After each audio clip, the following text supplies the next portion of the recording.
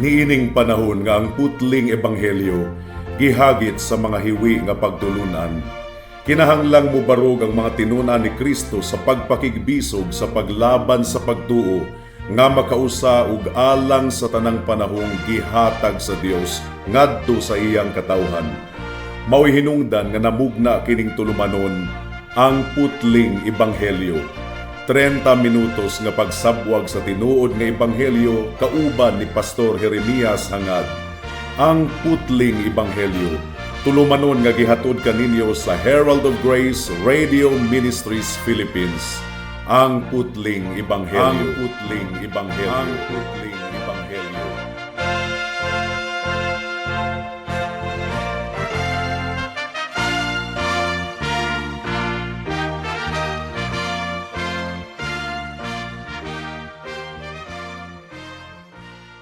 Special greetings sa tanang mga regular nga tigpaminawan sa panagsibya nato dinhi sa kahanginan ug espesyal usab nga pagpanimbaya sa akong 96 years old nga lolo nga si Isabelo Lauri Sr. ug sa akong 74 years old nga nanay nga si Nanay Kunsing nga naminaw karon. Alang sa pagpamalandong sa pulong sa Ginoo, please turn with me to Romans chapter 7 verse 8 hangtod sa 9. Ang giingon dinhi: apan ang sala nga nakadakop ug kahigayunan pinaagi sa balaod, nagmugna sa akong kinasuluran ug tanang matang sa daotang tinguha. Tungod kay bulag sa balaod ang sala patay. Buhi ako kaniadtong bulag ako sa balaod, apan sa dihang miabot ang sugo, nabuhi ang sala ug ako namatay. May the Lord bless the proclamation of His word at this moment. Ang atong teksto karon mga kaigsuuna nagsugod sa pulong nga tungod kay or for sa verse 9. Ang buti pasabot niini padayon kini, sumpay kini sa naunang mga argumento ni Apostle Paul. Unsa man ang mga nauna niyang argumento? Una, gihatag niya ang general niya nga mga punto sa verses 1 to 6 nga ang balaod mga kaigsuunan dili gayud sala. Ang verse 1 hangtod sa verse 6 nagpamatuod nga ang balaod dili sala. Ang balaod maayong butang tungod kay ang balaod mao ang naghatag ni Pablo og pagkasayod mahitungod sa kasalanan.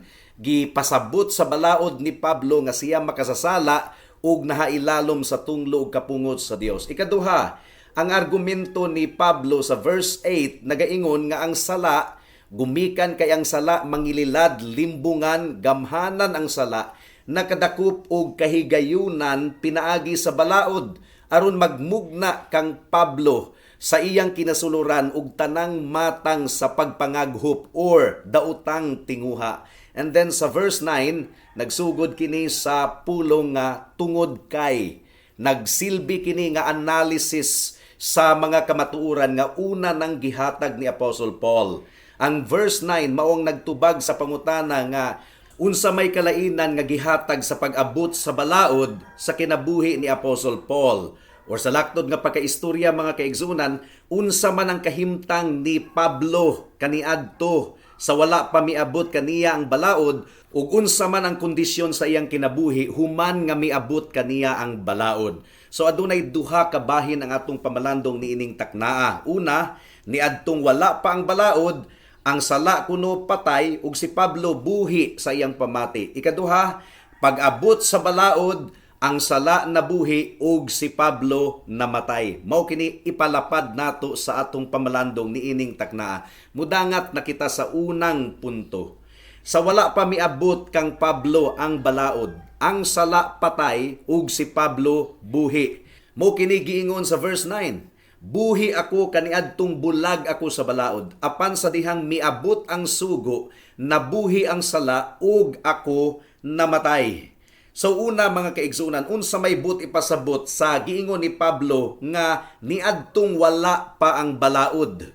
Ang but ipasabot ba nga walay balaod kaniadto? Dili kana ang but ipasabot mga kaigsunan. Dili literal ang pagsabot niini kundi relative. Wala gayoy punto sa kinabuhi sa tanang mga katawhan niining kalibutana nga walay balaod.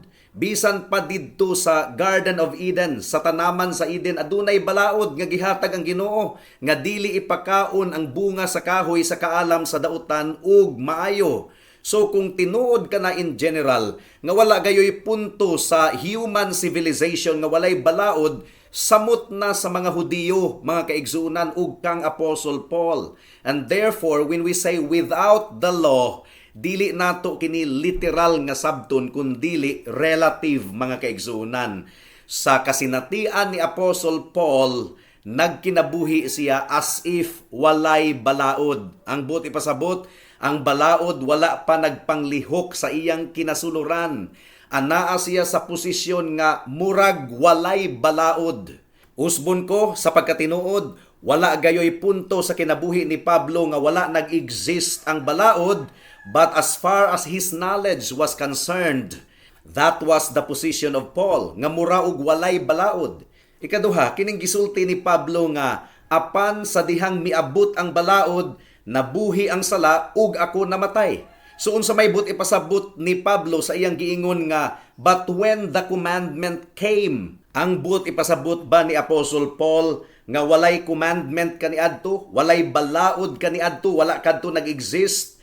Ang balaod, mga kaigsuunan, usbon ko, anaa gayud kanunay.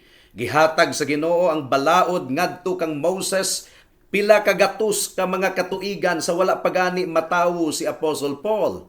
Therefore, wala kini nagpasabot, mga kaigsuunan, nga ang commandment, ang balaod, wala nag-exist kaniadto. Again, kini nga statement, dili nato kini sabton literally, but relatively. Well, unsa may but ipasabot ni ining gipamulong ni Apostle Paul? Simple lang ang meaning ni ini, mga kaigsuunan. Ang but ipasabot ni ini, mao nga, bisan pag adunay balaod kaniadto, wala kadto modulot kang Apostle Paul. Wala siya masamaran sa balaod. Wala siya maigo sa balaod. Mura ba og mga members sa church nga human sa wali sa pastor, moingon nga, wa galing nako ni masabti kaniadto pastor. I mean, hibalo ko nga naa sa Biblia pero wala gyud nako makita ang kahulugan ni ana kaniadto. Ang but ipasabot ni ini, kana nga bahin sa kasulatan, ana gyud kana kaniadto. Pero wala lang niya masabti sulod sa dugay nga panahon, nasabta na lang niya niadtong gipasabot na sa pastor kaniya. Now in the case of the Apostle Paul, Pariseyo si Apostle Paul, mga kaigsunan kaniadto, Pariseyo. Makahimo gayud siya sa pagtudlo sa balaod ngadto sa uban litra for litra. Halos na memorize na mangani tingali niya ang litra for litra nga balaod sa Ginoo, pero aduna lamang siya'y kahibalo sa litra. Pero wala gayud niya masabti ang tinuod nga kahulugan ni ini. Wala niya masabti ang espiritu. Wala siya madutli sa balaod. Wala gayud miabot ang balaod ngadto kaniya nga natandog ang iyang kasing-kasing. Wala gayud nakig-istorya ang balaod kaniya kaniadto. Kini nga pagsabot, mga kaigsuunan mo, kini ang yabi sa atong insakto nga pagsabot ni ining atong teksto nga gitun-an karon. So unsa man gayud ang testimonyo ni Apostle Paul? Una, sa wala pa miabot ang balaod kaniya, sa wala pa siya madutli sa balaod, patay ang sala. Ang giingon ni Pablo, akong basahon sa English, for without the law, sin was dead. Now, nganong nakaingon man si Pablo nga ang sala patay, nga ang sala buhi man sa tanang mga katawhan ni ining kalibutan na without exception. Na nagayod ang sala sa atong kinasuluran, sumala sa atong gipasabot ni adtong miaging mga simana. Well, ang but ipasabot ni Pablo, mga kaigsuunan, mao nga ang sala mura og patay. Wala gayod masayod si Pablo kung unsa gayod kadako ang iyang problema sa kasalanan. As far as his awareness was concerned, ang sala patay.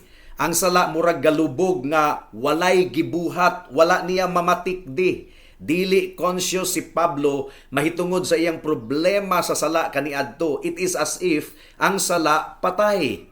There was a time kaniadto sa kasinatian ni Apostle Paul nga wala gayud niya mamatikdi ang gahom sa sala. Ang gahom sa sala anaa lamang gayud sa iyang kinasuluran, pero wala kadto masayri ni Apostle Paul. Ikaduha, sa wala pa miabot ang balaod ngadto kaniya, ang sala patay ug siya buhi. Buhi kuno siya sa iyang pamati. Apan kung basahon nato ang unang 3 ka kapitulo sa sulat ni Pablo sa mga taga-Roma, makita gyud nato nga gipamatud-an ni Apostol Paul, walay duda nga walay bisag usa ka tawo nga buhi spiritually. So again, kini nga phrase mga kaigsunan dili nato kini sabton literally. Unsa man gayud ang buot ipasabot sa giingon ni Pablo nga buhi siya kaniadto sa wala pa miabot ang balaod. Well, ang buot ipasabot ni ini mga kaigsunan mao kini. Tungod kay ang sala patay as far as Paul's awareness was concerned, sa paghuna-huna ni Paul, patay ang sala, nagtuo siya nga siya buhi. Ang pamati niya mga kaigsunan, buhi siya. Apan sa dihang naamguhan niya nga ang sala di ay buhi, namatay na siya sa iyang pamati. It's because wala gayud niya masabti kaniadto ang balaod. Wala siya masayod sa gahom sa kasalanan. Wala siya masayod sa kamatuuran mahitungod sa iyang kaugalingon. Ang pamati niya, okay siya. Pamati ni Apostle Paul nga puno siya sa kinabuhi, puno siya sa kusog, ug puno siya sa gahom. Kontento siya sa iyang kaugalingon, confident siya. Gi-congratulate pamanggani niya ang iyang kaugalingon kung giunsa niya pagtuman ang balaod. So, ang pamati ni Pablo kaniadto, I was really a wonderful man. Proud siya sa iyang kaugalingon. Asa man nato kini nasayran. Philippians chapter 3 verse 4 hangtod sa verse 6. Mao kini ang testimonyo ni Apostle Paul mga kaigsunan, ang giingon dinhi.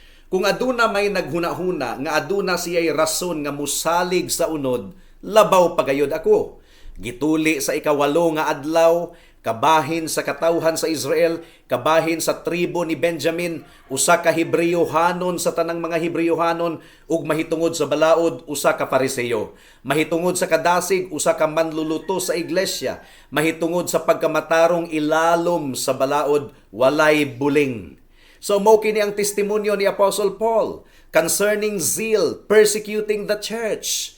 Sa pagkamatarong ni Apostle Paul sa pamati niya sa iyang kaugalingon, blameless siya, putli, walay ikasaway. Mao kadto ang pagtan-aw niya sa iyang kaugalingon sa iyang kaugalingong mga mata. Sumpay pa, Galatians chapter 1 verse 14, testimonyo kini ni Apostle Paul kaniadto. Ang giingon dinhi, ug miuswag ako sa Judaismo labaw pa sa daghan nakong mga kaidaran sa akong katawhan. Madasigon gayud kaayo sa hilabihan alang sa mga tradisyon sa akong mga amahan. So, kontento gayud si Pablo sa iyang kaugalingon. Ang pamati niya, puno siya sa kinabuhi, puno siya sa gahom. Parihara ba sa sambingay sa atong Ginoong Hesukristo sa usa ka Pariseo ug usa ka maniningil sa buhis. Ang Pariseo, mga kaigsuunan, puno siya sa iyang kaugalingon. Nagampo kunuhay siya sa Ginoo, pero ang iyang giingon, Ginoo, nagpasalamat ako kanimo nga dili ako susama sa ubang mga tawo, mga mangililad, dili makatarunganon, mga mananapaw, ubisan gani sama niining maniningil sa buhis. Nagapuasa ako kaduha sa usa ka semana, nagahatag ako sa ikanapulo sa tanan nakong abot. So, garbuso kayo ang pamati sa Pariseo sa iyang kaugalingon. Mura po og si Apostle Paul ba kaniadto. Wala siya nanginahanglan nga mangayo siya sa Ginoo ug bisag unsa ug wala gayud siya nangayo. Apan ang maniningil sa buwis, iya mangganing gidukdok ang iyang dughan, dili siya makayahat sa langit, gumikan kay nabati niya ang iyang kasalanan ug nagpakiluoy siya sa Ginoo. Ginoo, maluoy ikaw kanako ang makasasala. Mausab kini ang problema sa rich young ruler nga miduol sa atong Ginoong Hesukristo. Miingon siya nga, gibuhat naman nako ang tanang balaod sa Ginoo sukad pa sa akong pagkabata. So, maayo gayud kaayo ang pamati niya sa iyang kaugalingon, mga kaigsuunan. Walay trouble, walay difficulty. Mao kini ang testimonyo ni Apostle Paul. Iyang gisum up ang testimonyo niya ug sa daghang mga Hudiyo sa Romans chapter 10 verse 3. Ang giingon dinhi, tungod kay sa ilang pagkaignorante sa pagkamatarong sa Dios ug sa pagpaninguha nga tukuron ang ilang kaugalingong pagkamatarong, wala sila mupasakop sa pagkamatarong sa Dios. Ang buti pasabot, Wala sila nagsalig sa pagkamatarong sa Dios diha kang Kristo nga igasulob ngadto kanila pinaagi sa pagtuo kung maghinulsol sila sa ilang sala ug musalig kang Kristo lamang ingon nga bugtong Dios ug manluluwas. Mao kini ang kondisyon ni Apostle Paul kaniadto sa wala pa siya makabig diha sa atong Ginoong Hesukristo. Mao kini ang problema sa mga Hudiyo, mga kaigsunan. Wala sila masayod sa tinuod nga kahulugan sa pagkamatarong ni Kristo nga andam nga ipaambit kanato, igasulob kanato kung kita musalig kaniya. Apaniadtong midangat kang Pablo ang balaod sa Ginoo. Suddenly, na-realize niya, naamguhan niya ang espiritual nga kinaiyahan sa balaod nga bisan di ay og dili siya literal nga nangawat or nanapaw, pero kung adunay tinguha sa iyang kasing-kasing nga buhaton kini, nakasala na di ay siya. Mao nga namatay si Apostle Paul. Ang buti pasabot, nasabta niya ang iyang tinuod nga problema. Ikaduhang punto, sa pag-abot sa balaod, nabuhi ang sala ug si Pablo namatay. When the law finally hit him, niadtong naigo na gayud siya sa balaod, nga ang balaod di ay dili outward. Ang sala dili panggawas lamang, kundili spiritual. Bisan pa sa atong kasing-kasing ug hunahuna nakasala na di ay ta. Niadtong naigo na si Pablo niini nga kamatuoran, nabuhi ang sala. Unsa may bot ipasabot niini? Nasabta ni Apostle Paul nga kusgan di ay ang sala, gamhanan di ay ang sala, miulipon di ay kaniya.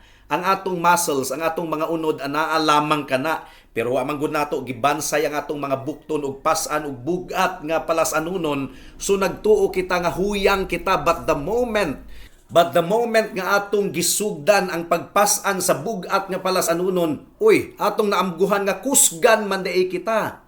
Anaan na diha kanato ang kusog nga gihatag sa Ginoo, pero wala lang kini mo gawas kay wa man tay gibuhat, mga kaigsunan. Now pag-abot sa balaod, anaan na ang sala sa kasing-kasing sa tawo, kusgan na. Wala niya ma-realize ang kusog sa iyang sala sa wala pa ang balaod. Apan sa pag-abot sa balaod, mi-react ang sala. Grabe kaayo nga pag-react, grabe kaayo nga pag-alkontra. And that was the moment nga na-realize ni Pablo nga siya makasasala gayod. Buhi di ang sala, mao nga namatay na siya sa pamati niya sa iyang kaugalingon.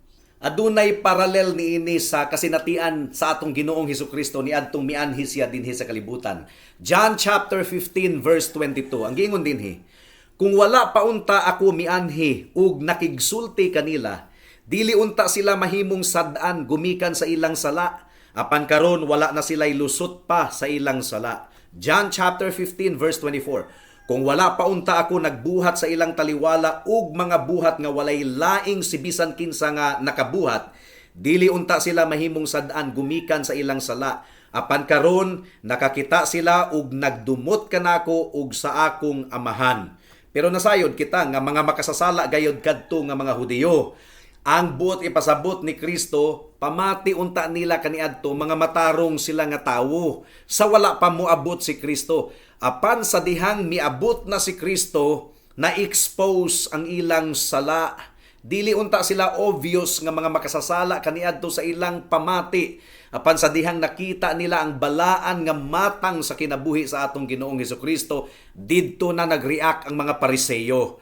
Ang mga Pariseyo ug Saduseyo, nagtuo gayod nga mga maayo sila. They were really good. Pero niadtong gibangga ang ilang kinabuhi sa kinabuhi sa atong Ginoong Hesukristo. Nakita na nato ang ilang reaksyon, ang ilang pangabugho sa atong Ginoong Hesukristo, nagdumot sila kang Kristo. Ang ilang reaksyon ngadto kang Kristo mao ang nagpakita kung unsa gayud ang ilang tinuod nga kolor, mga kaigsunan. It's really a perfect parallel. Kung atong tanawon ang atong kaugalingon bulag sa balaod, nga spiritual meaning of the law ang bot ipasabot niini, well, mga maayo gayod kaayo kitang tawo sa atong pamati. Apan kung masabta nato ang kabugaton sa balaod, sama kang Pablo, muingon usab kita nga patay di ay kita diha sa sala. Si Pablo buhi kayo sa iyang pamati kaniadto, apan sa pag-abot sa balaod siya namatay. Ang buti pasabot niini, Wala siya masayod sa pagkahinukman niya atubangan sa Ginoo kaniadto, and that's true. That's true. Pero ang buti pasabot ni Pablo, mga kaigsunan, wala niya ma-realize ang iyang kahuyangon. Wala niya ma-realize nga wala gayoy makatabang sa iyang kaugalingon. Wala siya paglaom. Sure kaayo siya sa iyang kinabuhi kaniadto, apan sa pagsukmat sa balaod kaniya, iyang na-realize nga wala gayod siya ay mabuhat at ubangan sa Ginoo aron matangtang ang tunglo ug kapungot sa Ginoo batok kaniya. Pag-abot sa balaod sa kinabuhi ni Pablo, nakita niya nga dautan gayod kaayo siya kay nag-react man siya batok sa balaod. Nakahuna-huna hinuon siya og buhat og dugang pa nga mga sala. Na-realize niya kini sa pag-abot sa balaod. Nakita niya nga wa gayud ay siya mahimo. He was absolutely without strength. Mao kini giingon sa Romans chapter 5 verse 6 nga niadtong wala pa kitay kusog sa insaktong panahon si Kristo mianhi alang sa mga dili matarong.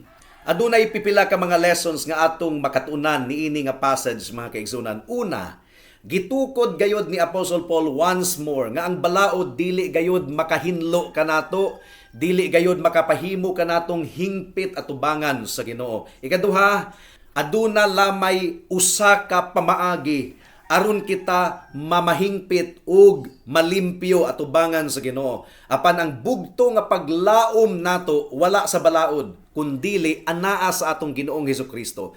Ang balaod dili makaluwas kanato, ang balaod makapatay hinuon kanato. Unsaon man nato pagsayod kung Kristohanon ba kita or dili? Ang tubag, masayran nato kini pinaagi sa atong reaksyon sa sala. Adunay mga tawo nga maminaw og wali, pero ang ilang pamati, ay, grabe maayo gayong pagkaigo nila. So, sa pamati niya ng tawhana, sila ang naigo, dili siya ang naigo.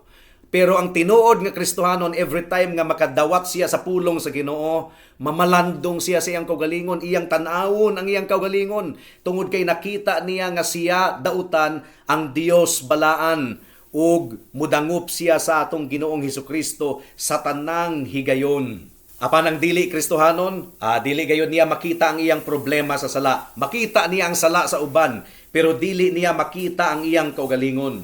Unsa man ang reaksyon nimo sa atong Ginoong Hesukristo higala. Unsa man ang reaksyon nimo sa pagkabalaan sa Dios. Pagkadungog nimo sa balaod sa Dios, unsa man ang imong reaksyon.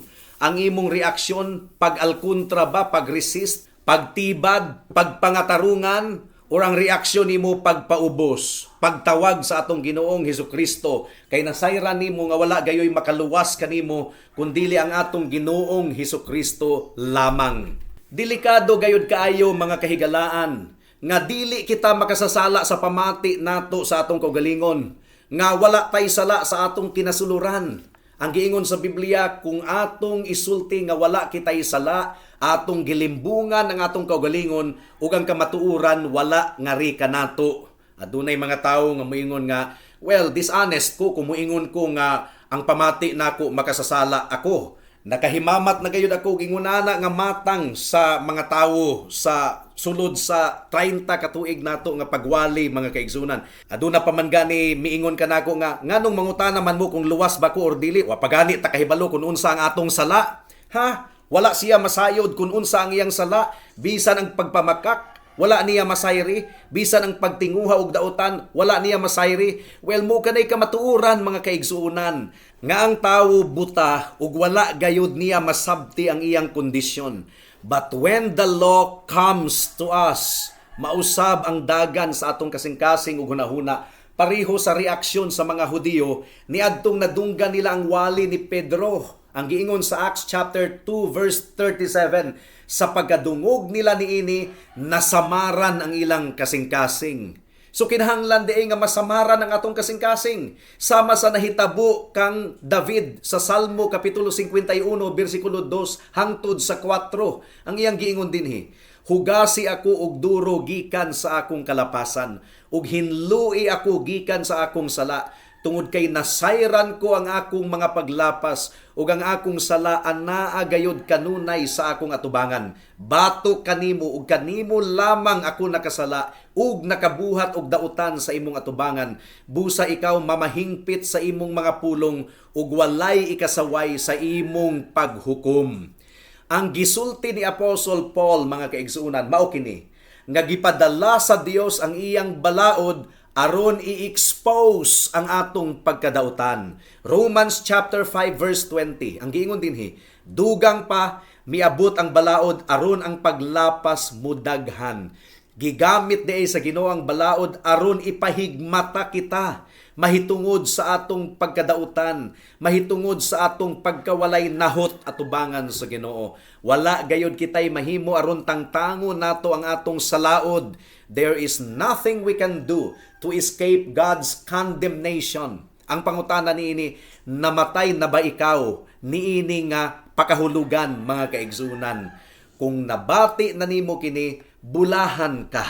Adunay tinuod nga sugilanon mahitungod kang Tsar Nicholas I, hari sa Russia kaniadto. Kining si Haring Nicholas, aduna siya higala nga mihangyo kaniya nga hatagan og trabaho ang iyang anak. So gibuhat kini sa hari ug ang anak sa iyang higala iyang gi-appoint nga tresurero sa supply sa mga kasundaluhan. Apan napamatud-an nga katong anak sa amigo sa hari, kurakot di ay kaayo sa nga tanan.